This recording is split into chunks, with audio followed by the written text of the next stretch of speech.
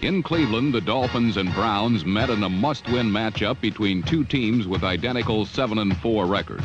Defense was the password here. Cleveland's porous defense, which has given up points nearly as rapidly as the Browns' explosive offense could score them. Sam Rutigliano's Browns admittedly go for the big play. And interestingly enough, their opponent Miami has permitted merely one solitary passing bomb all season long. They rank as the best defense in the entire NFL. Sure enough, for most of the first quarter, Cleveland quarterback Brian Sipe searched in vain for an opening in the Dolphins' new name defense, but found none. What was surprising was the Browns' defense was dishing out the same as Del Williams and Gary Davis pounded at the Browns' bottom-ranked ground defense and got nowhere. The stats on the Browns' defensive platoon are misleading, however. They have been susceptible to the big play all year, but have made several themselves. No team with a record as fine as the Browns can do it on offense alone. Then, too, Cleveland was playing without its standout defensive lineman, tackle Jerry Shirk, who before being injured was on his way to his best season ever. Veterans like Lyle Alzado and Jack Gregory, number 81, must take up the slack down the home stretch. Offensively, things begin with Brian Sipe, number 17. Sipe, who was a lowly 13th round draft choice despite leading the entire nation in passing at San Diego State, has this year blossomed into one of the league's premier passing quarterbacks. A measure of his aptitude is the fact that the Browns' attack has gained over 300 yards in every game they have played this year.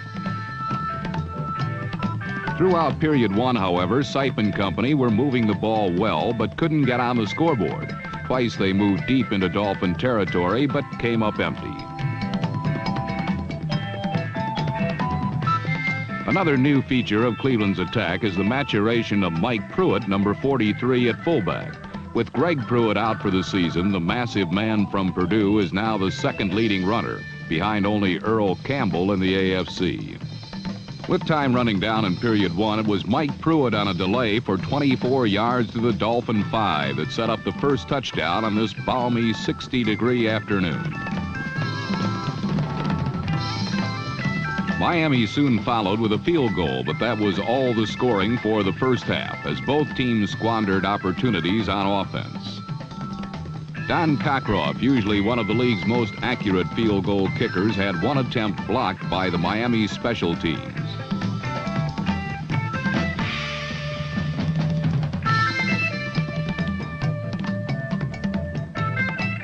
To further complicate things for the Browns defense, Jerry Shirk's replacement Rich Dimler, a rookie tackle from USC, went out of the game with a knee injury. The Browns' dubious defense was further depleted, and Greasy and the Dolphins caught fire.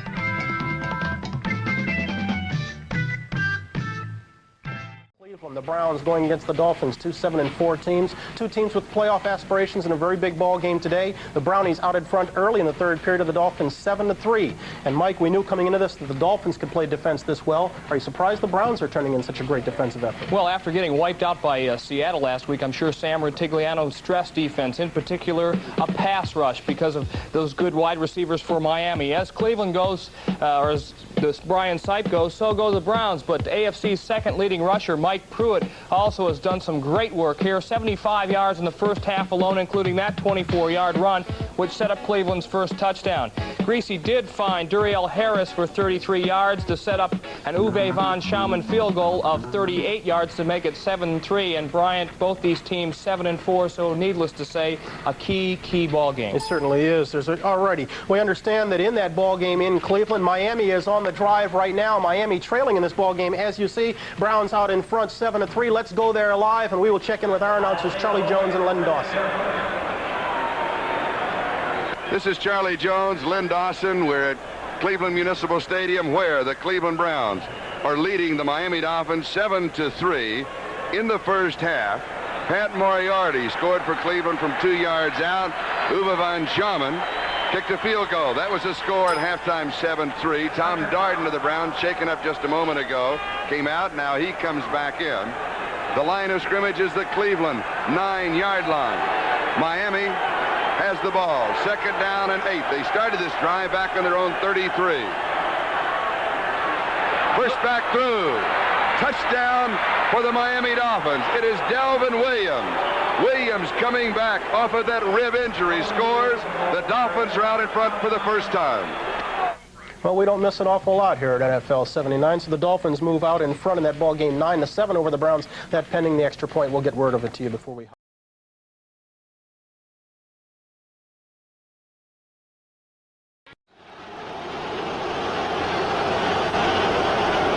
Third down. Strock drills it. Touchdown, Miami. Don Strock has thrown 2 touchdown passes. This one to Delvin Williams. And the Dolphins have the lead. Utilizing that back coming out of the backfield, Strock was going back, reading the linebackers, seeing where the linebackers going. Number 52 is Dick Ambrose getting out of there. Nobody near Delvin Williams. Number 52, Ambrose, got depth and went away. And what you're doing as a quarterback, you have both backs going out of the backfield. You look to see which way the middle linebacker goes. Whichever way he goes, you go the opposite way.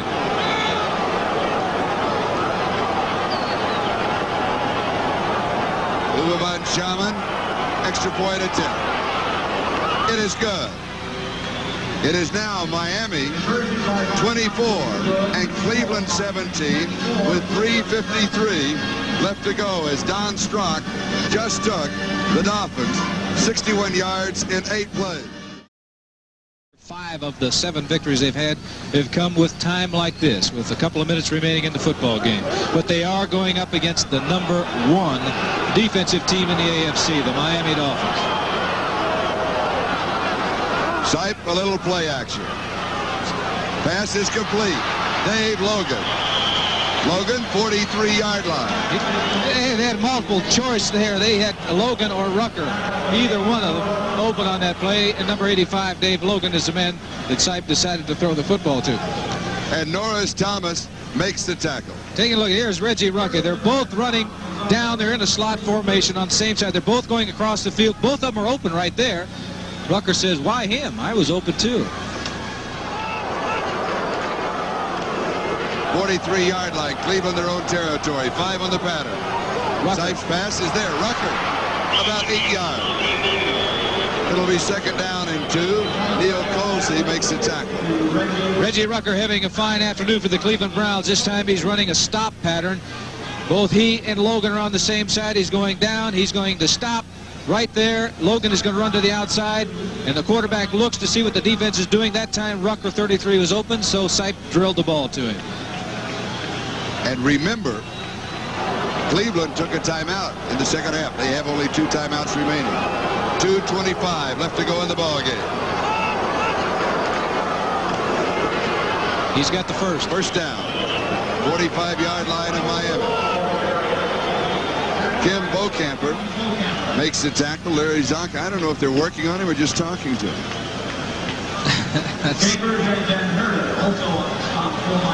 Doctor's a stethoscope in his ears. We'll try and get a report from the Dolphin sideline. 5 on the pattern. Sipe's throwing this one away. Everybody was covered. He was looking for number 35, Calvin Hill. Calvin Hill was well covered out there by the cornerback of the Miami Dolphins, 48, Gerald Small. So what he was doing, stop the clock, throw it out of bounds. 2-minute warning will now be given to both benches. Sipe has completed 19 of 36 for 260. They're going after him now. You better get rid of the ball. And he did. This one is complete. 39-yard line. Good read. Gain of 6. Neil Colsey was there. Reggie Rucker caught it. And there he is, number 10, Don Strock, the man who has put some zip back into the Miami offense. Now, don't criticize me on saying anything against Bob Greasy. I don't mean it that way. It's that at this moment in time, it has been Don Strock. I didn't it's the nature of the game. Just because he went to Purdue, I didn't criticize. Doug Betters, a little anxious. What's Doug Deacon, the left tackle? He's saying that shoulder moved and he pulled me off sides. He did go to a 3-point stance.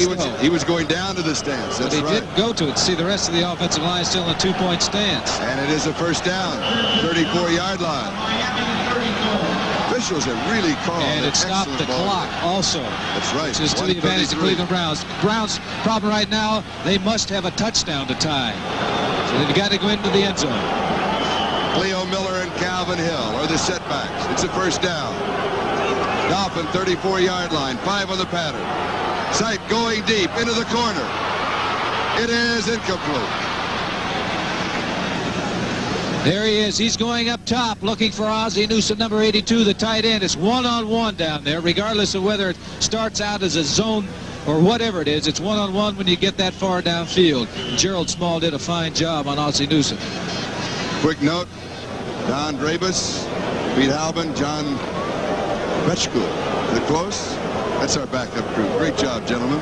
Have a little problem with the names, but it's been one of those afternoons. All right, second down and 10. 34-yard line of Miami.